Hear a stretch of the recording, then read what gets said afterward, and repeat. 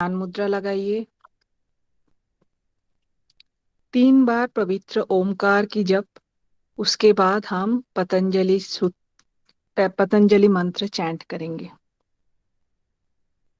ओम।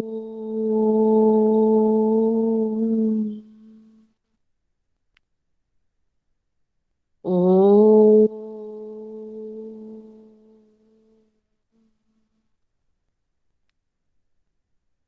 ओम।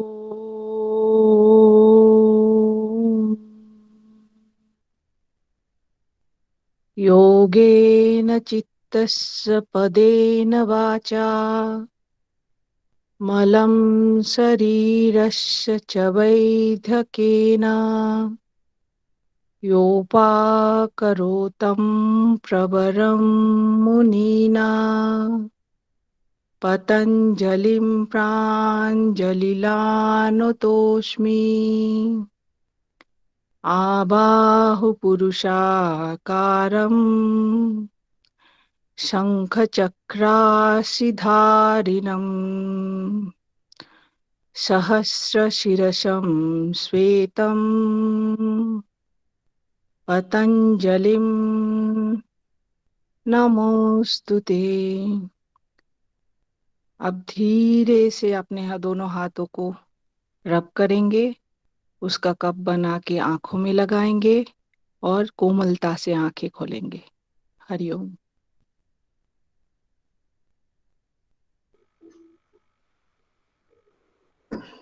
बहुत अच्छे मैडम। प्रणमामि पतंजलिम। प्रणमामि पतंजलिम। लास्ट में ये बिंदु बोला जाता है। Okay sir. हम लोग कैवल्यपाद को पढ़ रहे हैं और कैवल्यपाद को लगभग हम आधा कंप्लीट कर चुके हैं अब तक की कक्षा में। बाकी उससे आगे आज हम पढ़ने वाले हैं। अभी तक हमने देखा था कि जिस प्रकार के कर्म संस्कार अपना फल देने वाले होते हैं वैसी ही वासना उत्पन्न हो जाती है, चाहे वो कर्म संस्कार किसी भी जन्म के हों, कितना भी भेद, कितना भी गैप उन जन्म जन्मांतरों का रहा हो, लेकिन जिस समय जो कर्म संस्कार या जो कर्म अपना फल देने के लिए सामने प्रेजेंट होते हैं, व्यक्ति में, जीव में वैसी ही वासना उत्पन्न हो जाती है। तो वासना को मुख्य कारण न मानते हुए वासना का जो मेन कारण बताया था वो हेतु, फल, आश्रय और आलंबन को वासना का कारण बताया कि यदि हेतु, फल, आश्रय और आलंबन को उसके कारण में विलीन कर दिया जाए तो वासनाएं खत्म हो जाएंगी। ऐसा हमने अब तक की पिछली कक्षा में देखा था। और जो लोग यह मानते हैं कि दृश्य कोई वस्तु नहीं है, दृश्य और चित्त के बारे में बहुत सारी चर्चाएं यहाँ पे चल रही थी कि दृश्य कोई वस्तु नहीं है, वासना के बल से चित्त ही दृश्य के रूप में प्रतीत होने लगता है। तो उसकी ऐसी मान्यता गलत है। दृश्य अलग है और चित्त अलग है। उसके ऊपर कहते थे, हमने देखा था कि वस्तु साम्य चित्त भेदात योर विवक्षा पंथा। तो वस्तु की एकता में भी, यदि वस्तु की एकता है उसमें भी चित्त का भेद प्रत्यक्ष है। चित्त का जो भेद है, जो डिफरेंट है चित्त वस्तु से, उसका भेद बिल्कुल प्रत्यक्ष है। चित्त और उसके द्वारा देखी जाने वाली वस्तु चित्त है, और जो चित्त जिसे देख रहा है वह वस्तु, इन दोनों का पंथ अर्थात मार्ग बिल्कुल विभक्त है, अलग अलग है। हमने लास्ट कक्षा में ऐसा देखा था। इसी सूत्र का और खंडन करते हुए पुनः फिर कहते हैं कि न चैक चित्त तंत्रम वस्तु तद प्रमाणकम तदा किम स्यात्। यानी कि इसके सिवा जो दृश्य वस्तु है, दृश्य वस्तु किसी एक चित्त के अधीन नहीं है। अब जितनी भी सारी वस्तुएं हैं वो निश्चित है कि किसी एक चित्त के अधीन नहीं है। किसी का भी चित्त उस वस्तु पे एकाग्र हो सकता है, जुड़ सकता है उस वस्तु से, उस विषय से, क्योंकि तद प्रमाणकम, जब वह चित्त का विषय नहीं रहेगी उस समय वस्तु का क्या होगा? जब चित्त का विषय नहीं रहेगी, किसी दूसरे के चित्त का विषय होगी, नहीं तो वस्तु खत्म तो होगी नहीं, वस्तु तो है फिर भी, चाहे वो उसके विषय से जुड़ी, चित्त से जुड़ी हुई है या नहीं है। फिर आगे फिर इसमें देखा गया था कि यदि बाहर की दृश्य वस्तु अपनी स्वतंत्र सत्ता रखती हैं, यदि इस बात से एक बात उत्पन्न होती है कि जो बाहर की जितनी भी वस्तुएं जो दिखाई दे रही हैं, यदि वह अपनी स्वतंत्र सत्ता रखती हैं, तो वह अब कभी दिखती है और कभी नहीं दिखती। इसमें क्या कारण है, क्यों ऐसा होता है कि कभी दिखती है कभी नहीं दिखती? तो उस पे विषय में कहते हैं कि तद उपराग पेक्षित्वा चित्तस्य वस्तु ज्ञात और अज्ञातम, यानी कि चित्त वस्तु के उपराग यानी अपने में उसका प्रतिबिंब पड़ने की अपेक्षा वाला है। वस्तु में जब प्रतिबिंब पड़ेगा, इस कारण से उसके द्वारा वस्तु कभी ज्ञात और कभी अज्ञात होगी, यह सर्वथा उचित है। यानी कि जब जब उसका प्रतिबिंब उसमें पड़ेगा, चित्त हमारा उस वस्तु से जुड़ेगा, तो वह ज्ञात होगी, और जब वो उसको नहीं देखेगा या उसकी वृत्ति से नहीं जुड़ेगा, उस समय वही वस्तु अज्ञात, यानी उस समय वह वस्तु उसके ज्ञात है, और जिस समय वह उसकी वृत्ति का विषय नहीं बनती, उसकी वृत्ति से नहीं जुड़ती, या उसका चित्त उस वस्तु के तरफ नहीं लगा होता, तो चित्त में उपरंजित नहीं होती, यानी वो कनेक्ट प्रतिमा नहीं बन पाती, उस समय वह वस्तु अज्ञात कही जाती है। लेकिन वह वस्तु तो है, लेकिन ज्ञात अज्ञात उसके चित्त के पढ़ने पे है। आप कुल मिलाकर के ये देख सकते हो, उसका प्रतिबिंब, उसकी छाया, उसका फोटो उस पे पड़ रहा है तो वो ज्ञात है, नहीं पड़ रही तो उस समय वो वस्तु अज्ञात है। तो अग्रिम सूत्र यहाँ से स्टार्ट होता है। तो बात आती है कि इस प्रकार दृश्य वस्तुओं से चित्त की भिन्न सत्ता सिद्ध करके अब दृष्टा पुरुष भी चित्त की भिन्न सत्ता सिद्ध करते हैं। देखिए, अभी तक हमने ऊपर के सूत्रों में क्या देखा था कि जो दृश्य वस्तु और चित्त दो में चर्चा चल रही थी, दृश्य अलग है, वस्तुएं अलग हैं, चित्त अलग है, ये क्लैरिफाई किया गया था।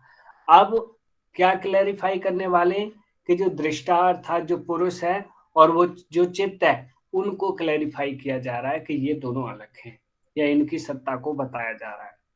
कुछ लोग ये समझें कि चित्त एक ही है और दृष्टा भी वही है, तो वो उस बात को क्लैरिफाई करने के लिए महर्षि कहते हैं कि सदा ज्ञातश्चित्त वृत्तयस् तत्प्रभवो। मेरी आवाज और स्क्रीन सबको पहुंच रही है ना? जी सर। जी सर। जी सर। सदा ज्ञाता चित्तवृत्तयस्तत्प्रभवो पुरुष्या परिणामित्वात्। तब कहते हैं कि तत्प्रभु अर्थात उस चित्त का स्वामी, उस चित्त का स्वामी, जो चित्त विषय या वस्तुओं से जुड़ रहा था, उसका स्वामी कौन है? पुरुषस्य, पुरुष कैसा है? अपरिणामित्वात्, परिणामी नहीं है। इसलिए जो चित्त वृत्तयः, जो चित्त की वृत्तियां हैं, उसे सदा ज्ञाताः, ज्ञात, सदा ज्ञात रहती है। जो जितनी भी चित्त वृत्तियां हैं, यानी कि पुरुष को ज्ञात रहती हैं, उसे पता होता है। जबकि चित्त को कब पता पड़ता है? जब उसका प्रतिबिंब उस पर पड़ता है तब। और जो पुरुष है, जो दृष्टा है, उसको वो वस्तुएं, वो वृत्तियां पता हैं।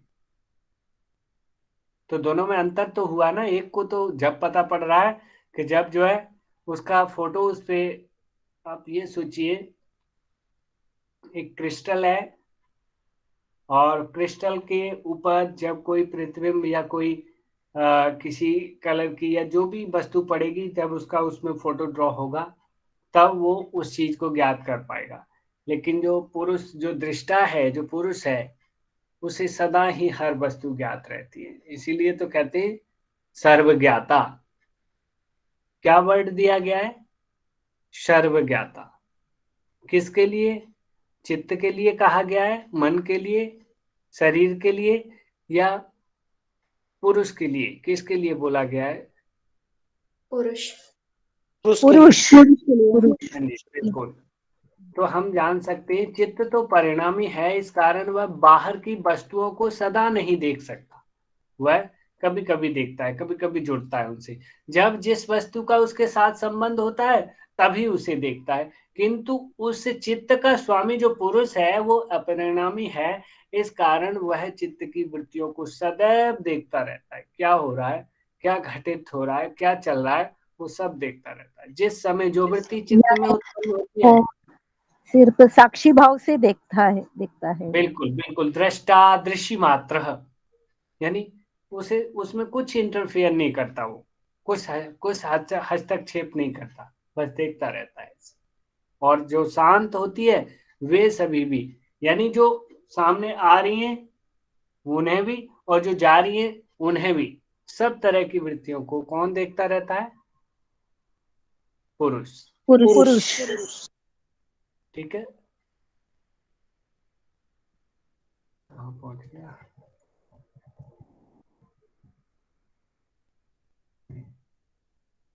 अब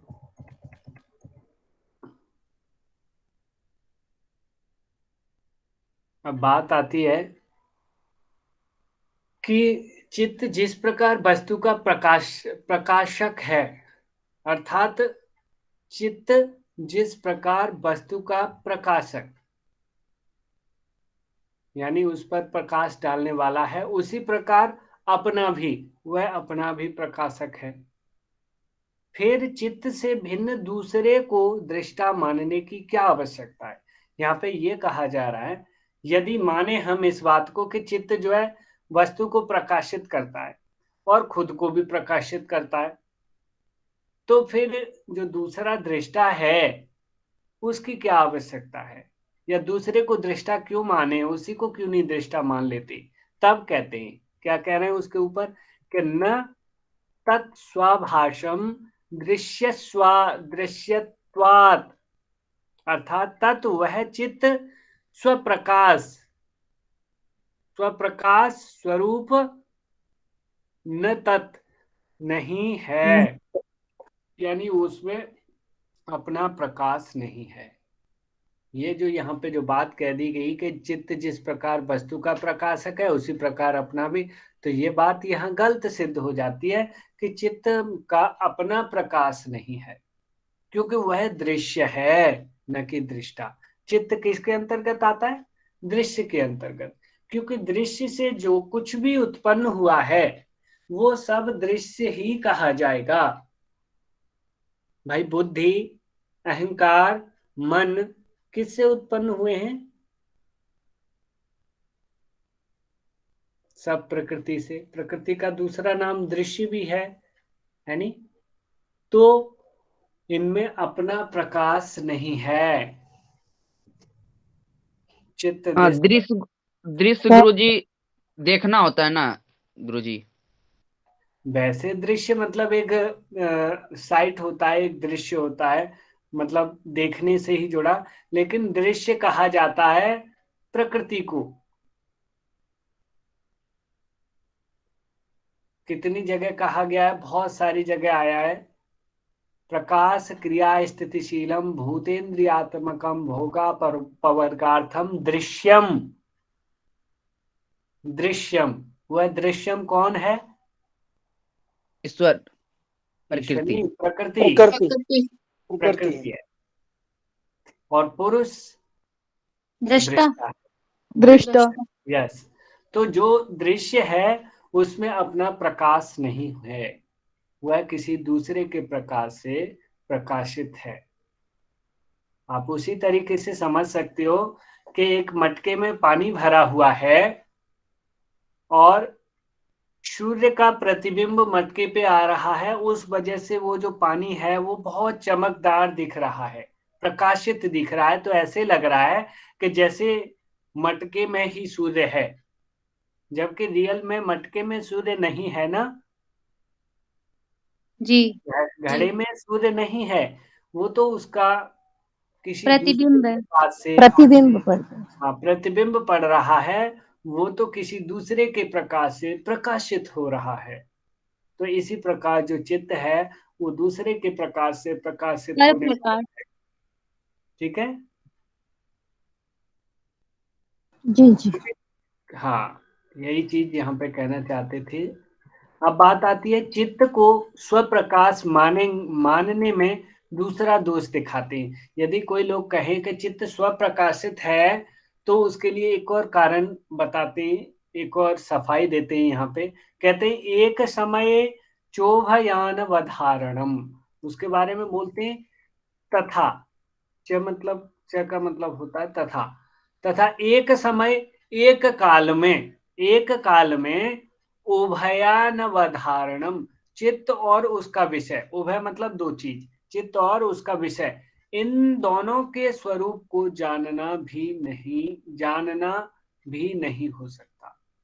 एक साथ में, एक ही बार में या एक ही समय में दोनों के स्वरूप को नहीं जाना जा सकता। ये पहले विषय का स्वरूप जानोगे फिर चित्त का जानोगे, या चित्त का जान रहे हो तो उससे पहले आपको विषय का स्वरूप जानना होगा, है ना।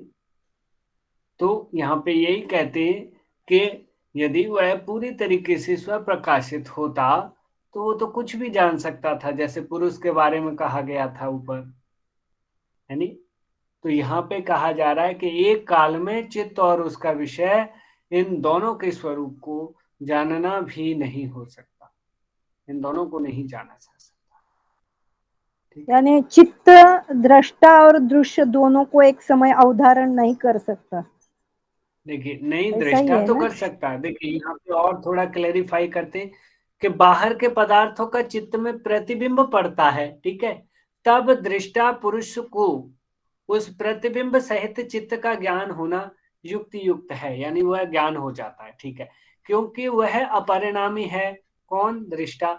परंतु चित्त अपने स्वरूप को और दृश्य पदार्थ के स्वरूप को एक साथ नहीं जान सकता। ऐसा बताया जा रहा है कि उसे चित्त को अपना स्वरूप जानना हो और जो जिसे देख रहा है वो उसको जानना हो, तो दोनों को एक साथ नहीं जान सकता, क्योंकि परिणामशील होने के कारण उसे एक ही काल में दो ज्ञान नहीं हो सकते।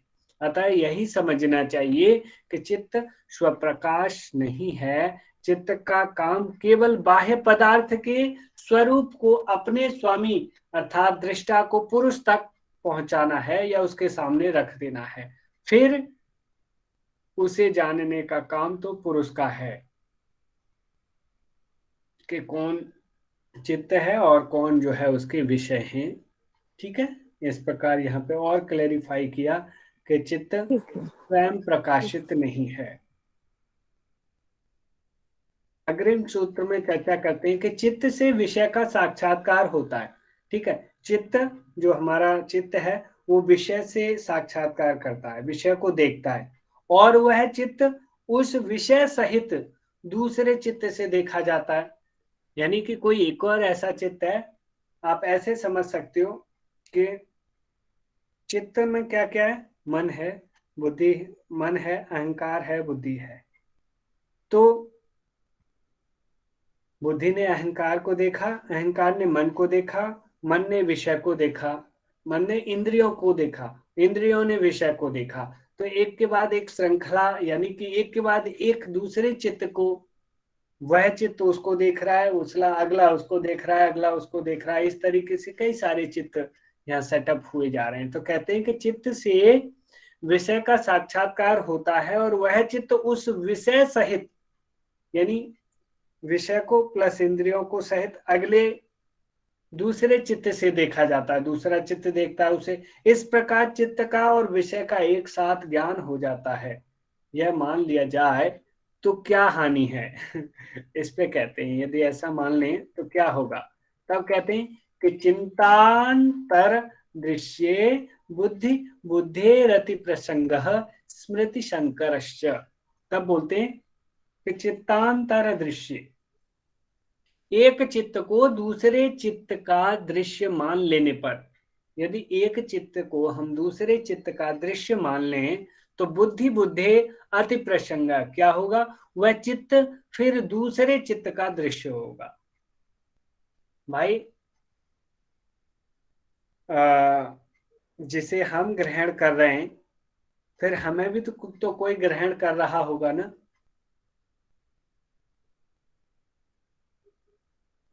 इसी तरीके से एक चित्त को दूसरे चित्त का दृश्य मान लेने पर वह चित्त फिर दूसरे चित्त का दृश्य होगा। इस प्रकार अनवस्था प्राप्त होगी, यानी एक के बाद एक के बाद एक वो मानते ही रहेंगे और उसे ग्रहण करते रहेंगे, और स्मृति का भी मिश्रण हो जाएगा। एक्चुअली सबका मिक्सअप होना शुरू हो जाएगा ना, हर एक चित्त का। जी जी, खिचड़ी पक जी जाएगी फिर। गुरुजी, यहाँ इस प्रकार एग्जाम्पल ले सकते हैं क्या?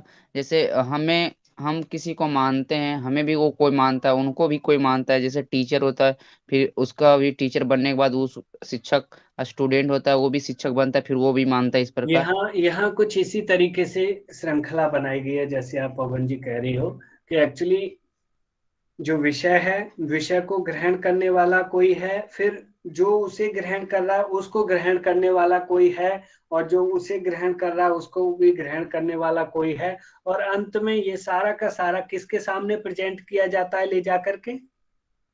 वह पुरुष है, पुरुष के सामने। ठीक है, तो इस प्रकार एक चित्त को दूसरे चित्त का दृश्य मान लेने से, और एक तो अनवस्था दोष लग आता है, और दूसरे स्मृति के संकर हो जाने का दोष आता है। इस मेमोरी मिक्सअप हो जाती है, क्योंकि एक चित्त को किसी विषय को जाना, दूसरे ने उस विषय सहित चित्त को जाना, इसी प्रकार दूसरे को तीसरे ने, तीसरे को चौथे ने, इस तरह चलते चलते रहने पर क्या होता है? रहने पर तो एक वस्तु का ज्ञान भी कभी समाप्त नहीं होगा। वह एक को एक अगले को नॉलेज ट्रांसफर करते रहेंगे ना।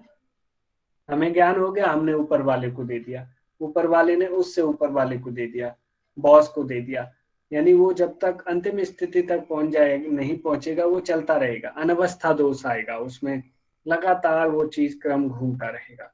ठीक है, इस प्रकार यहाँ पर बात की गई है। अब अग्रिम सूत्र में चर्चा आती है कि चित्त स्वप्रकाश भी नहीं है। ठीक है, ऊपर क्लियर हो गया था कि चित्त में अपना स्वप्रकाश नहीं है। ठीक है, और दूसरे चित्त का विषय भी नहीं है। यदि ये माने कि दूसरे चित्त का विषय भी नहीं है, तो फिर यह बतलाना चाहिए कि चित्त का दृष्टा कौन है, यानी चित्त को कौन देखता है। क्योंकि पुरुष तो असंग और निर्विकार है, वास्तव में पुरुष तो किसी से अटैच ही नहीं होता, और निर्विकार है, उसमें किसी भी प्रकार का दोष नहीं है, तो वह किसी का दृष्टा और भोक्ता कैसे हो सकता है? पुरुष जो है जब किसी से जुड़ता ही नहीं है, या उसमें किसी प्रकार का दोष ही नहीं है, तो वह किसी का दृष्टा, उसे देखने वाला या उसका भोग करने वाला कैसे हो सकता है? तो इस पर कहते हैं, इस बात को क्लियर करने के लिए कहते हैं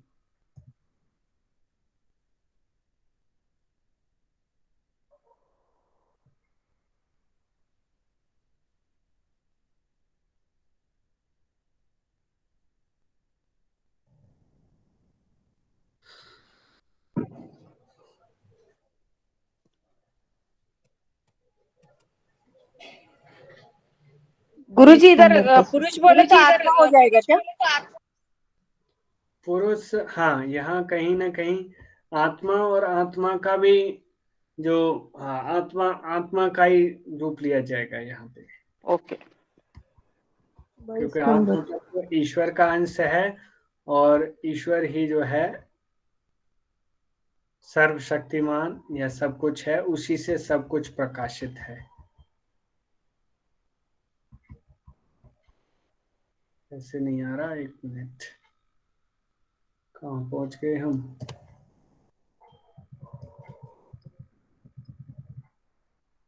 ट्वेंटी टू सर। 22 आ गए ना हम? हाँ, अभी आ गए 22 पर, सही है ये। हाँ, चित्ते तो यहाँ बात आती है कि चितेर प्रति संक्रमायास तदा कारापतौ स्वबुद्धि संवेदनम, यानी इस बात को सिद्ध किया जा रहा है कि पुरुष असंग है, निर्विकार है, तो वह किसी का दृष्टा और भोक्ता कैसे हो सकता है? ये बात बताई जा रही है। तो चितेह अप्रतिसंक्रमायाः, यद्यपि चेतन शक्ति किसे कहते हैं? पुरुष को। क्रिया से, चेतन शक्ति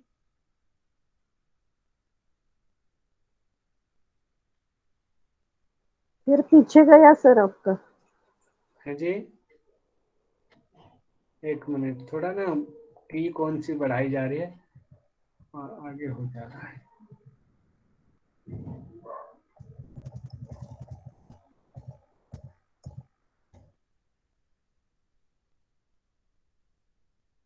हम्म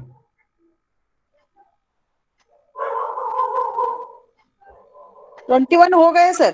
21 हो गया, 21 पर हो गए, गया 22 वो का जो है नहीं। ना, वो थोड़ा सा, एक मिनट आप पहले रखिए। वो एक्चुअली जब थोड़ा बढ़ाया जाता है वो ज्यादा बढ़ के अगले पे पहुंच जा रहा है।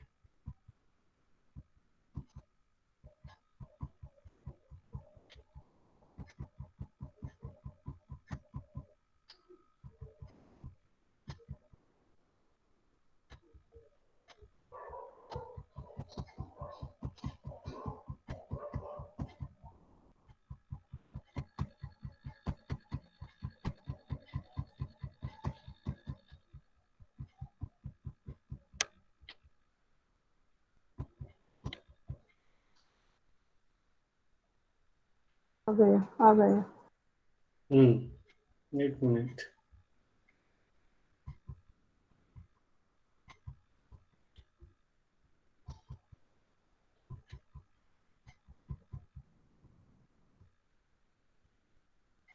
तो क्या बताया जा रहा है? यद्यपि चितेह अति प्रति संक्रमायाः, यद्यपि जो चेतन शक्ति अर्थात जो पुरुष क्रिया से रति, क्रिया से रहित और असंग है, स्वाभाविक है वो कोई क्रिया नहीं करता और असंग अर्थात किसी से अटैच भी नहीं होता, तो भी तदाकारापत्तौ, तदाकार हो जाने पर यानी उसमें मिल जाने पर स्वबुद्धि संवेदनम, उसे अपनी बुद्धि का, चित्त का ज्ञान होता है। स्वबुद्धि, उसे अपनी बुद्धि का ज्ञान होता है, उसमें तदाकार होता है, तब वह अपनी बुद्धि का ज्ञान करता है। और थोड़ा सा इसे विस्तार पूर्वक इसकी व्याख्या देखें तो कहा जाता है कि चेतन पुरुष निर्विकार अपरिणामी है, क्रिया शून्य और असंग है, इसमें कोई संदेह नहीं। हम सभी जानते हैं, ऐसा कहा जा रहा है, बहुत सारे सूत्रों में इस बात को पुष्टि की गई है। परंतु विकारशील नाना प्रकार के दृश्य, जो भी विकार वाले जितने भी दृश्य पदार्थों के प्रतिबिंब से, जैसे ही प्रतिबिंब उस पे पड़ते हैं तो तदाकार हुए चित्त, जो प्रतिबिंब चित्त पे पड़ रहा है, चित्त एकदम ऐसा ही हो जाता है कि जो विषय है या जो दृश्य है वो चित्त जो है दृश्य लगने लग जाता है। तदाकार हुए चित्त के संबंध में जब वह चित्त के आकार वाला सा हो जाता है, जो वस्तु है वो उसके चित्त के आकार जैसी हो जाती है, उस समय उसे वृत्तियों के सहित बुद्धि का ज्ञान होता है। उस समय वह वृत्ति को भी जानता है और बुद्धि को भी जानता है, अतः उसे अपनी बुद्धि और बुद्धि की वृत्तियों का ज्ञाता और भोक्ता कहा जाता है। यानी जब उसका चित्त वृत्तियों सहित चित्त के आकार सा हो जाता है, उस समय उसकी जो वृत्तियों सहित बुद्धि का ज्ञान होता है उसे, अतः उसे अपनी बुद्धि और बुद्धि की वृत्तियों का ज्ञाता कहा जाता है। वास्तव में तो पुरुष न ज्ञाता ही है और न भोक्ता ही है, वह तो सर्वथा निर्विकार, असंग और स्वप्रकाश चेतन मात्र भाव यह है कि चेतन के उपराग से उपरंजित हुई बुद्धि का केवल अनुकरण करने वाला सा होने के कारण ही चेतन को ज्ञाता कहा जाता है। यानी क्यों? तो तदाकार क्या का मतलब है? तदाकार का मतलब है उसमें मिक्सअप, डाइल्यूट हो जाना, यानी जो जैसा है एक रूप होना। वैसा ही लगना। जैसे क्रिस्टल है, एक क्रिस्टल वैसे बिल्कुल अलग होता है और जब क्रिस्टल पे कोई प्रतिबिंब पड़े तो वो क्रिस्टल प्रतिबिंब लगने लग जाता है, ऐसा लगेगा, तदाकार हो जाएगा प्रतिबिंब में, तो उसे कोई क्रिस्टल नहीं कहेगा। क्या बोलेगा कोई, अरे ये तो वो रखा है, जैसे क्रिस्टल है और इधर कमल का फूल रखा जाए तो उसमें कमल का फूल क्रिस्टल कमल के फूल की आकृति ले लेगा, वैसा ही प्रतीत होने लगेगा। तो यानी कि क्रिस्टल किस में तदाकार हो गया, कमल के पुष्प में, ठीक है। तो उस वक्त उसे तदाकार स्थिति हो जाती है, और चित्त विषय से, और विषयों के प्रतिबिंब, और इधर दृष्टा का प्रतिबिंब चित्त में, जब इनमें आपस में उसमें प्रतिबिंब पड़ते हैं, उस समय वह दृष्टा जानने वाला कहा जाता है। नहीं तो यह बिल्कुल असंग है और स्वप्रकाश चेतन मात्र है, निर्विकार है, ठीक है। सर तदाकार यानी ऐसा सिंपल एग्जाम्पल हो सकता है कि ग्लास में पानी डाला, पानी को अपना कुछ आकार नहीं है पर वो उस ग्लास के आकार का हो जाता है, उसका आकार वो ले लेता है। हो सकता है ग्लास वाला, नहीं तो आप यहाँ पे ना एग्जाम्पल आप यदि लें कि आप पे आधा गिलास दूध है, उसमें आपने आधा गिलास पानी मिलाया, तो जो पानी का जो रूप था अपना वो हाँ। कैसा हो गया है, दूध का। तो यानी हम यहाँ क्या कहेंगे कि जो पानी है वो दूध में तदाकार हो गया है, यानी उसका रूप धारण कर लेना, एक रूप हो।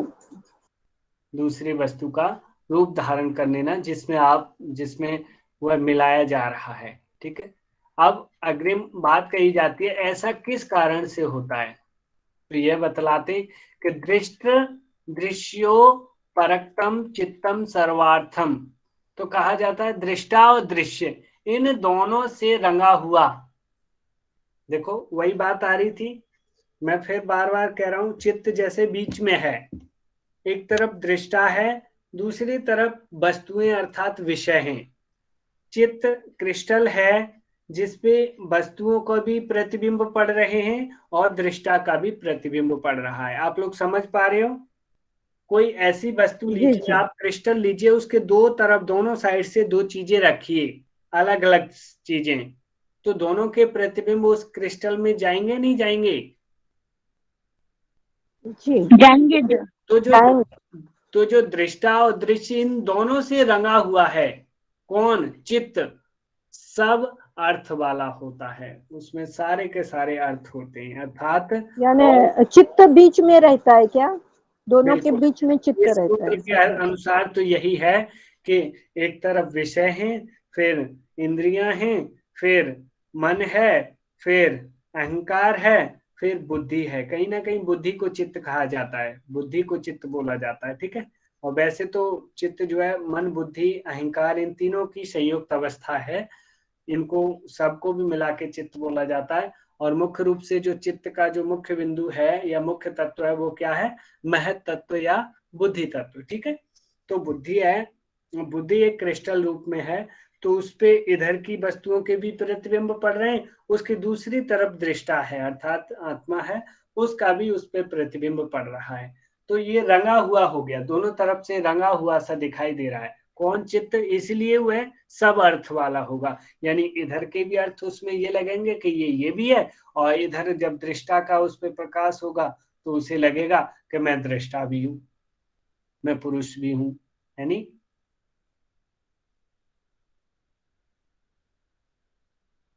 दोनों का रंग चित्त में मिक्स हो गया। हाँ बिल्कुल मिक्सअप हो रहा है ना। तो यह चित्त जब दृश्य पदार्थ से रंगा हुआ अपने स्वरूप के सहित दृष्टा का विषय यानी दृश्य बनकर उससे संबंधित होता है, तब दृष्टा और दृश्य इन दोनों के रंग में रंग जाता है, अर्थात उन दोनों का प्रतिबिंब इसमें पड़ने के कारण यह दोनों का आकार धारण कर लेता है। लगेगा आपको कि ये दृष्टा भी है, और इधर से देखोगे या एक तरफ से जब दूसरा प्रतिबिंब पड़ रहा है तो लगेगा कि ये विषय है, ये तो वस्तु है। और इसका निजी रूप भी वर्तमान रहता है, भाई उसका निजी रूप भी तो होगा। अब क्रिस्टल का अपना स्वरूप होगा कि नहीं होगा, उसमें कितने भी प्रतिबिंब बना लो, कितने भी उसमें कोई छायाएं डाल लो, लेकिन आप कहो कि ये छाया ही है तो वो गलत होगा ना, उसका अपना स्वरूप भी तो है जिसका क्रिस्टल बना होता है नहीं। इस कारण यह चित्त ही सब अर्थ वाला हो जाता है, यानी दृश्य पदार्थ के स्वरूप वाला और दृष्टा पुरुष के स्वरूप वाला। यानी दृश्य पदार्थों के स्वरूप को भी धारण कर लेता है, लगता है कि दृश्य है ये, और दृष्टा को भी धारण कर लेता है तो उसे लगेगा कि ये दृष्टा है। इस प्रकार सर्व रूप वाला हो जाता है। इसे इस प्रकार समझना चाहिए। और थोड़ी विस्तृत व्याख्या कर रहे हैं कि चित्त तत्व या बुद्धि तत्व, जो कुछ कहिए आप, चित्त कह लीजिए या बुद्धि तत्व कहिए, जो भी, यह तीनों गुणों का पहला और सात्विक परिणाम है। हम सभी जानते हैं सबसे पहले सत्वगुण से क्या उत्पन्न हुआ? बुद्धि, है नी? सबसे पहले बुद्धि तो उत्पन्न हुई, महत्त्व, और वो भी सत्वगुण की प्रधानता के कारण। और सत्वगुण की प्रधानता के कारण बुद्धि तत्व प्रकार उत्पन्न हुआ। यह क्रियाशील, परिणामी और जड़ है। क्रियाशील भी है, कार्य भी करेगा, परिणामी है, जड़ है। किंतु सात्विक होने के कारण, सतोरण गुण होने के कारण स्फटिक मणि की भांति उज्जवल है। यह सफेद है क्योंकि इसमें सतोगुण की प्रधानता है। यह चित्त अपना रूप है, यह चित्त का अपना रूप है। ठीक है। अब इसके सामने जिस समय जैसा बाह्य पदार्थ आता है, चित्त है सफेद दृष्टि वाला, शीशे की तरह, इसके सामने जो भी जैसा पदार्थ, बाहर का पदार्थ आएगा, आता है, अर्थात जिस पदार्थ का संबंध इससे होता है, उसके रंग में रंगा हुआ यह तदाकार हो जाता है, उसी के जैसा रंगा हुआ रंग जाता है। ठीक है। इसलिए पदार्थ के रूप में प्रतीत होता है, ऐसा लगता है कि ये पदार्थ ही है। ठीक है। अब अग्रिम उसमें पुरुष के साथ संबंध होने के कारण एक तरफ से पुरुष का भी प्रतिबिंब उस पर आ रहा है, होने के कारण वह दृष्टा चेतन पुरुष में, चेतन पुरुष के रंग में रंगा हुआ लगता है। ऐसा लगता है कि जो चेतना है या जो चेतन पुरुष है वह है, इसलिए यह तदाकार हुआ चेतन के रूप में प्रतीत होने लगता है। वास्तव में चित्त उसमें प्रतिबिंबित होने वाले विषयों से और चेतन पुरुष से सर्वथा भिन्न है। भाई होगा ही भिन्न। अब जो क्रिस्टल है वो दूसरी चीजों से, इधर से जो वस्तु दिखाई जा रही है उससे भी अलग है, इधर से दिखाई जा रही है उससे भी अलग है। बस वो बना ही तो ऐसा हुआ है कि उसमें किसी का प्रतिबिंब पड़ेगा तो उसे वो प्रतिबिंब लगेगा कि ये इसमें तदाकार हो रखा है, ये यही सेम वही चीज है नी? यहाँ पर ये समझाया गया। अब अग्रिम सूत्र में बात आती है, अब चित्त से भिन्न, जो चित्त है उससे भिन्न दृष्टा अर्थात पुरुष की सत्ता को दृढ़ करने के लिए दूसरा और कारण बताते हैं। भाई यहाँ पे पुरुष की सत्ता बताई गई क्योंकि एक तरफ से पुरुष का प्रकाश पड़ रहा है, उससे वो चेतन स्वरूप हो रहा है।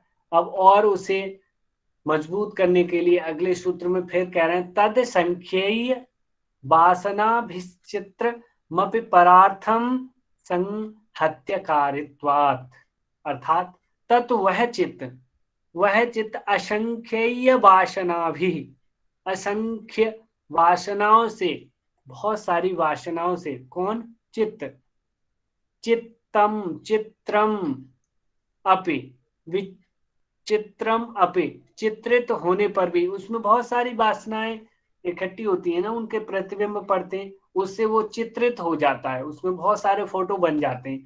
चित्रित होने पर भी परार्थम, दूसरे के लिए वह क्या है? संहत्यकारित्वात्, क्योंकि यह संहत्यकारी का मतलब होता है मिलजुल कर कार्य करने वाला। दूसरों के लिए वो ऐसा है कि जो मिलजुल के कार्य करेगा। संहत्यकारी किसे बोलते हैं? जो मिलजुल के कार्य करे। ठीक है। जो वस्तु बहुत पदार्थों से मिलजुल कर कार्य में समर्थ होती है वह संहत्यकारी कहलाती है। जैसे मकान है, मकान ज्यादातर सभी से जुड़ा होता है, और भोजन आदि कुछ मूल चीजें हैं। मकान अर्थात जहां कोई ना कोई रहेगा अवश्य, जो लोगों के साथ मिली जुली अवश्य होगी। इसी तरीके से भोजन, ऐसी वस्तुएं अपने से भिन्न किसी दूसरे के लिए ही हुआ करती है। वो अपने लिए नहीं होता, मकान दूसरों के लिए होता है। भोजन अपने लिए भोजन नहीं होता, किसी दूसरे के लिए। अपने लिए नहीं आता है। यह परार्थ कहलाता है, मतलब दूसरों के लिए कहलाती है। यह चित्त भी सत्व रज और तम इन तीनों गुणों के मिश्रण के से उत्पन्न है तथा बाह्य पदार्थ और इंद्रियों के संयोग से उनसे मिलजुल कर कार्य करने में समर्थ होता है। भाई इसे कार्य करना होगा बाहरी पदार्थों से मिलजुल करके, ठीक है, इसलिए इसे संहत्य कार्यकारी बोला गया है। इसको बोला गया है संहत्यकारी, चित्त को। यस। अब यहां तक चित्त और आत्मा इन दोनों की भिन्नता का युक्तियों द्वारा प्रतिपादन किया गया था, यानी आत्मा और चित्त दोनों कैसे भिन्न हैं उसकी युक्तियों की चर्चा की गई थी। किंतु युक्तियों से तो आत्मा का स्वरूप सामान्य भाव से ही समझ में आता है। उसके स्वरूप का विशेष ज्ञान तो समाधि द्वारा ही हो सकता है। यहां बता रहे हैं कि ऐसे जो युक्तियां या जो चर्चा चल रही है उससे तो सामान्य भाव से ही इसका स्वरूप समझ में आएगा, लेकिन उसके स्वरूप का विशेष ज्ञान यदि चाहिए तो किसके द्वारा होगा? समाधि के द्वारा ही हो सकता है। अतः समाधि में होने वाले विवेक ज्ञान द्वारा, जब समाधि में विवेक ज्ञान होता है, जब योगी आत्म स्वरूप का प्रत्यक्ष दर्शन कर लेता है, आत्मा को देख लेता है, तब उसकी क्या पहचान है, कैसे पहचानेंगे उसे कि यह आत्मज्ञानी हो गया है? तब कहते हैं विशेष दर्शन आत्म भाव भावना विनिवृत्ति, अर्थात विशेष दर्शन समाधि जनित विवेक ज्ञान द्वारा समाधि लगाई और जब विवेक ज्ञान उत्पन्न हुआ तो विवेक ज्ञान के द्वारा चित्त और आत्मा के भेदों को प्रत्यक्ष कर लेने वाले योगी, उन्हें कहते हैं विशेष दर्शन। विशेष दर्शन किन्हें बोला गया है? वे योगी जो विवेक ज्ञान के द्वारा, समाधि जनित विवेक ज्ञान के द्वारा चित्त और आत्मा के भेद को जान लेते हैं या देख लेते हैं, ठीक है। उनका आत्म भावना विनिवृत्ति ही, आत्म भाव विषयक भावना सर्वथा निवृत्त हो जाती है। भाई आत्म भाव विषयक जब उन्होंने कर ही लिया, उसका साक्षात्कार, उसे जान लिया, तो स्वाभाविक है कि अब उसकी भावना सर्वथा निवृत्त हो गई, पूर्ण हो गई। अब क्या करेंगे वो? अब क्या उसे जानना आवश्यक है? जो जानना था वो जान लिया। अपने स्वरूप को जानने के लिए जो इस प्रकार के संकल्प होते हैं कि मैं कौन हूँ, कैसा हूँ इत्यादि, इसका नाम आत्म भावना अर्थात आत्मज्ञान के विषय का चिंतन है। मैं कौन हूँ, कैसा हूँ, यह जब तक मनुष्य तदा दृष्टु स्वरूपे स्थानम, हाँ, ये तो अंतिम स्थिति है। वो तो जब पता लग जाता है कि वो अपने स्वरूप में, वास्तविक स्वरूप में स्थित हो जाता है। वो कब होता है? जब चित्त की वृत्तियों का पूरी तरीके से निरोध हो जाता है। तो आत्मा के स्वरूप का ज्ञान नहीं होता, तब तक ऊंचे से ऊंचे साधक में भी विद्यमान रहती है। परंतु जिसने विवेक ज्ञान द्वारा इस भेद को भली भांति समझ लिया कि शरीर और चित्त आदि से आत्मा भिन्न है, ये सभी अलग हैं, जिसे अपने स्वरूप का संशय रहित प्रत्यक्ष अनुभव हो गया, उसकी उपयुक्त आत्म भावना सर्वथा मिट जाती है। यही उसकी पहचान है। अभी तक सर चित्त को देखने के लिए, अपने आप को देखने के लिए इतना कुछ हो रहा था, इतना जो हमने साधना किया, ये क्या, सब कुछ खाली अपने आप को देखने के लिए, सब कुछ दृष्टा को अपने आप को जानने के लिए, अपने स्वरूप को समझने के लिए सारा तमाशा चल रहा है। ठीक है, बहुत सारे मेथड बताए जा रहे हैं, ये क्लैरिफाई किया जा रहा है विषय से चित्त कैसे अलग है, चित्त से पुरुष कैसे अलग है, पुरुष का वास्तविक स्वरूप क्या है, उसे कैसे जाना जा सकता है। यही सारी विधियां चल रही हैं। अभी तक चल क्या रहा है? सारा आंतरिक विषय। अब जो ऐसा योगी जो अपने स्वरूप को जान चुका है, उस समय उस योगी के चित्त की कैसी स्थिति रहती है, अब उसके बारे में बताते हैं अग्रिम सूत्र में।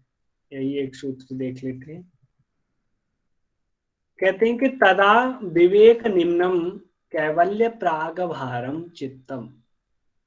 तदा मतलब उस समय, किसका? उस योगी का। कौन से का? जिसने आत्म स्वरूप का या स्वस्वरूप का दर्शन कर लिया है, प्रत्यक्ष कर लिया है। उस समय योगी का चित्त विवेक निम्नम, विवेक में झुका हुआ, यानी विवेकमय हो जाता है, और कैवल्य प्राग भारम, कैवल्य के अभिमुख हो जाता है। वहीं से अपने स्वरूप को जान लिया। अब स्वरूप को जानने के बाद जो दृष्टा है वो किधर को अभिमुख होगा? कैवल्य की तरफ, अर्थात अपने कारण की तरफ, अपने ऑलमाइटी की तरफ, जहां से वह उत्पन्न हुआ है उधर अभिमुख, उस तरफ अपना मुंह करेगा। भाई, जो अपने आप को सत्यता पहचान जाएगा वो फिर इस संसार चक्कर में फंसना चाहेगा क्या कोई? नहीं नहीं। नहीं।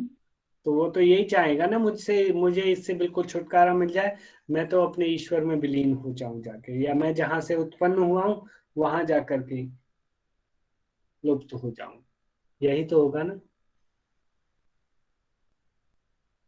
जी जी। चलिए चलिए, तो आज इतना आपके लिए काफी है। थोड़ी देर क्वेश्चनिंग रख लेते हैं, विशेष डाउट हो तो आप यानी पूछ सकते योगी उच्च अवस्था में, यहाँ से शुरुआत होती है योगी की उच्च अवस्था में जाने की। हैं। ये सारी सही है। चीजें उच्च अवस्था की हैं माधवी मैम।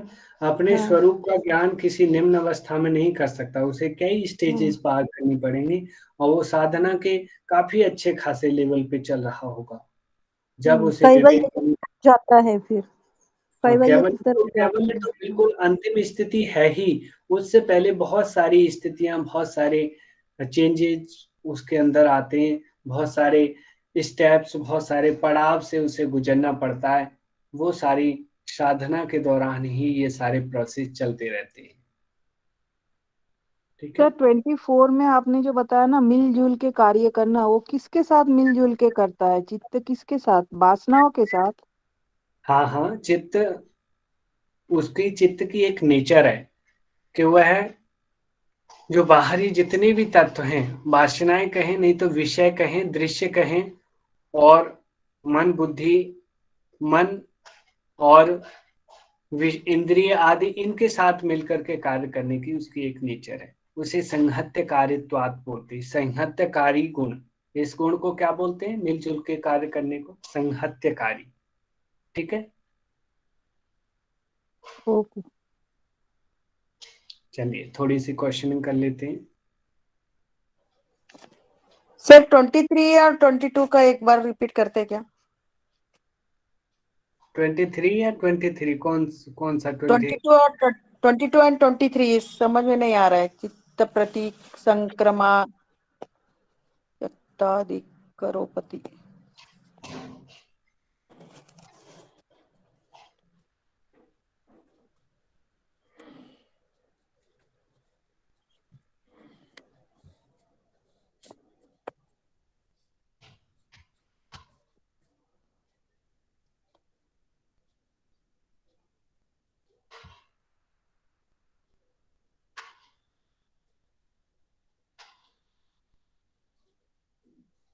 हाँ सर।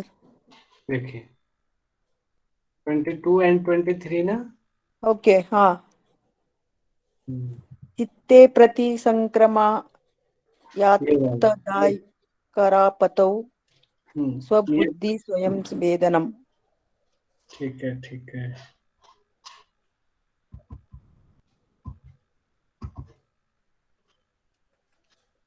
ये देखिए यहाँ पे क्या बतला रहे हैं, पहले हम ये जान लें कि किस मैटर में चर्चा हो रही है। उसके लिए ऊपर थोड़ा टिप्पणी में बताया गया है कि चित्त स्वप्रकाश भी नहीं है, चित्त में अपना प्रकाश नहीं है, और दूसरे चित्त का विषय भी नहीं है। नहीं। तो यदि ऐसा माना जाए कि चित्त में स्वप्रकाश भी नहीं है और दूसरे चित्त का विषय भी नहीं है, तो फिर यह बतलाना चाहिए कि चित्त का दृष्टा कौन है, चित्त को कौन देखता है। क्योंकि पुरुष तो असंग और निर्विकार है, तो वह किसी का दृष्टा या भोक्ता कैसे हो सकता है? तो यहाँ बताया जा रहा है, उसी चीज को क्लैरिफाई करने के लिए कहा जा रहा है। सॉरी, कहाँ आ गया?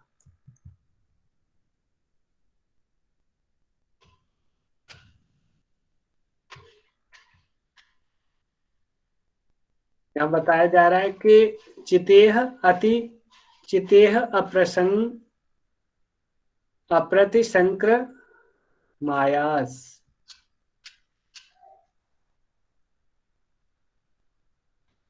यद्यपि चेतन शक्ति अर्थात पुरुष क्रिया से रहित और असंग है। हमने बहुत सारी जगह देखा है जो पुरुष है वो न तो किसी से अटैच्ड है और वो क्रिया भी नहीं करता, ठीक है, तो भी तदा तदाकारापत्तो, तदाकार हो जाने पर, तदाकार किस लिए हो जाता है, चित्त का प्रतिबिंब उस पे पड़ जाता है तो वो तदाकार सा हुआ लगता है, तो स्वबुद्धि संवेदनम, उसे अपनी बुद्धि का ज्ञान होता है, उसे अपनी बुद्धि का ज्ञान होता है।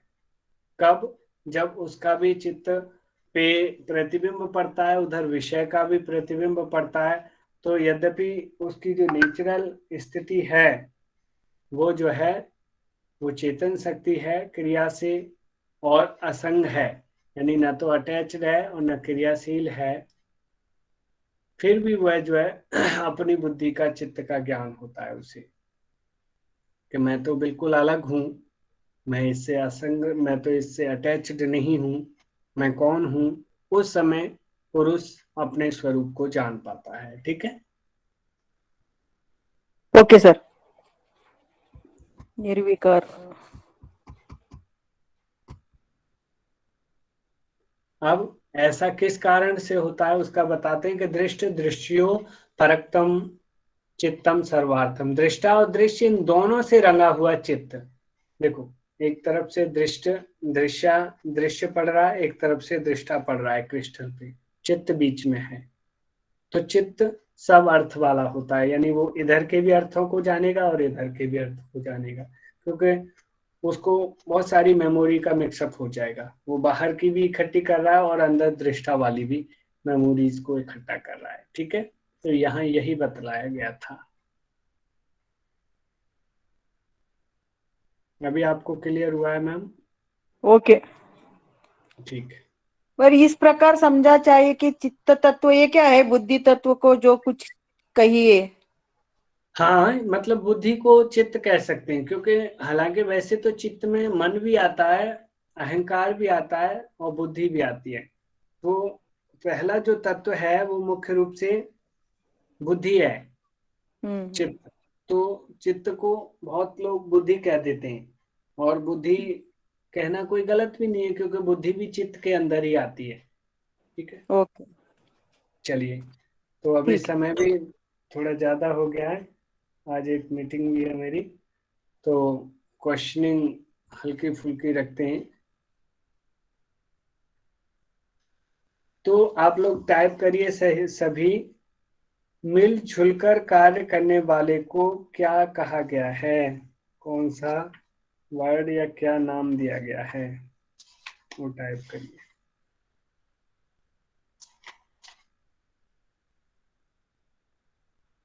वेरी गुड प्रतिभा।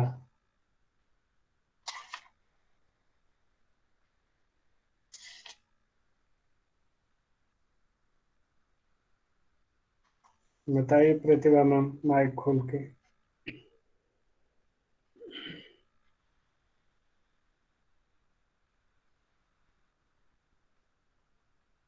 सर संहत कार्यता।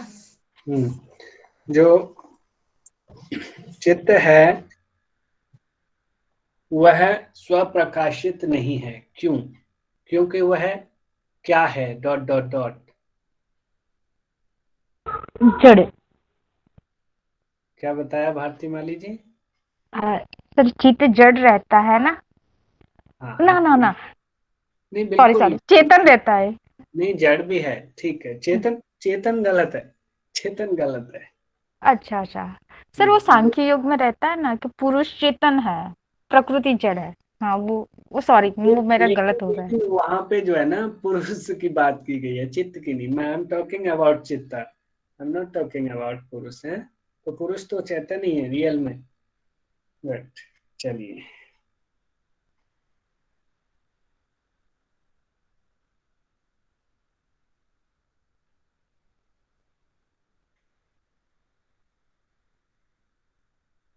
चलिए, आज इससे ज्यादा क्वेश्चन बनाने का समय नहीं है।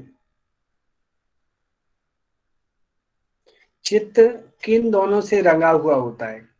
किन दोनों से रंगा हुआ होने के कारण सर्व अर्थ वाला होता है, सभी अर्थ उसमें आ जाते हैं। किस किस से रंगा हुआ रहता है चित्त? दृष्टा दृश्य।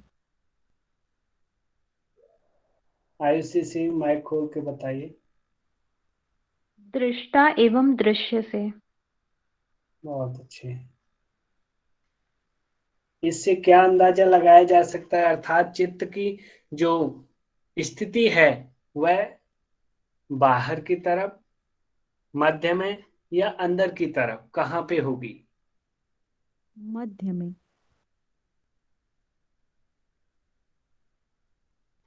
चलिए ठीक है, धन्यवाद। आज के लिए काफी पर्याप्त। अनुराधा मैम, आप थोड़ा प्रार्थना करें, वो शांति पाठ कराइए। जी। सभी कमर गर्दन सीधी, आंखें पूरी तरह से बंद, दोनों हाथों की ध्यान मुद्रा या धारण मुद्रा कीजिए। एक लंबी गहरी सांस और ओम का उच्चारण, फिर उसके बाद प्रार्थना।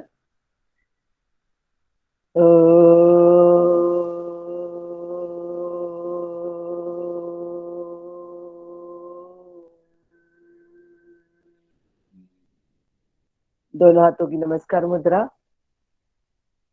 ओम सर्वे भवन्तु सुखिनः, सर्वे सन्तु निरामयाः, सर्वे भद्राणि पश्यन्तु, मा कश्चित् दुःखभाग् भवेत्।